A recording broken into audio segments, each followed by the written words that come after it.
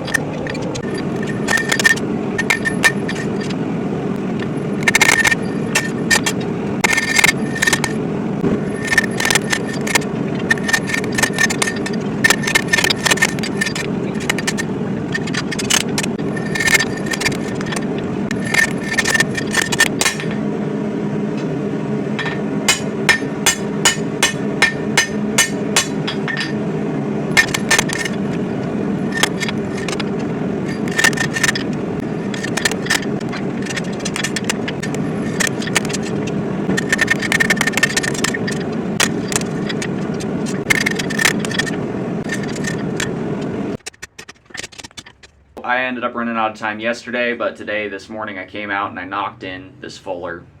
It's a 12-inch fuller over the first 12 inches of spine, and then the last 12 inches to 13-ish inches of spine I'm going to create a false edge on the back that will actually be a sharpened false edge, and then we're going to do some more work on the main bevel. So let's stick this back in the fire and keep working this blade.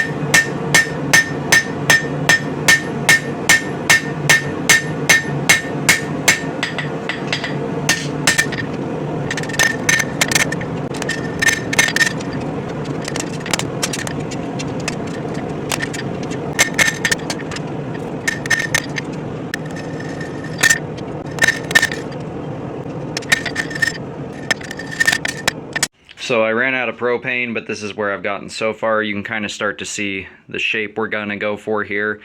So I still have to bevel even more down to where the bevel stops right at the end of the blade. So I've got another 10 to 12 inches of bevel to draw out that extra ½ inch.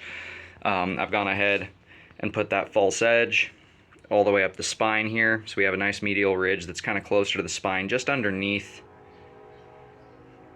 where that fuller is going to run. So we're going to have that fuller still get that full I-beam effect on the spine here to stiffen up that lower portion. And then we'll have the medial ridge in there to stiffen up this upper portion. So this is not going to be a very flexy sword. This is going to be a very subtly curved. I still have a lot of work to do in terms of getting the curvature the way I want it, but that'll be addressed after the bevels. But yeah, it's going to be a slightly curved, very stiff, longer blade. I'm actually going to stretch this tang out and make it a 1.5 or 2-hander, just because it's a little bit much blade for a single-handed sword in terms of the weight. So I'm going to change up my design on the base end a little bit. I might still do a basket like a Swiss Sabre, because this is going to be a very long sword, but at the same time I think I'll probably go with a crossguard and pommel design. It just depends on what I think is going to look best once we get the whole profile established. So I'm going to run and get some more fuel, and then we'll be back to keep working on this beast.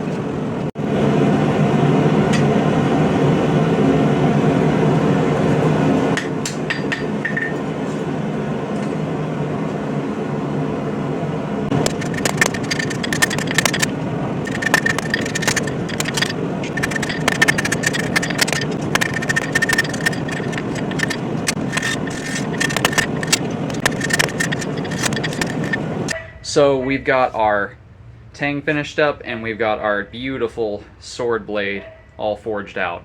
Got that nice double-edged forward-leaning point, and we've got that nice full-edged spine on that single-edged section. So we've got our double-edged false edge sword up here with that nice thick ridge in the center on both sides, and then we've got that nice fuller that runs down the length of this blade.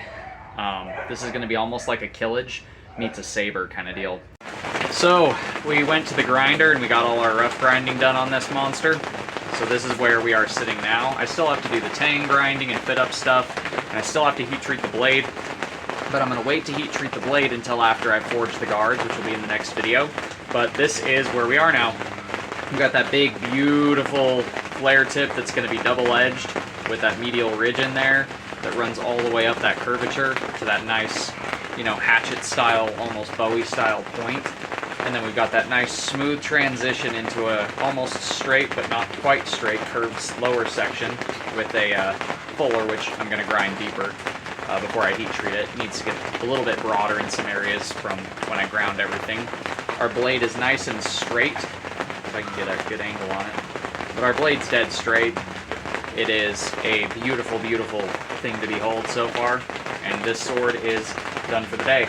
I'm going to go and I'm going to take a shower, get all this grinder dust off of me. If you like what you see, go ahead and do that thing right there. That way you don't miss out on future videos like getting the finishing touches put on this, getting it assembled, getting it tested, all that fun jazz. If you're looking for a custom sharp object like what this is going to turn into, check out my Etsy store.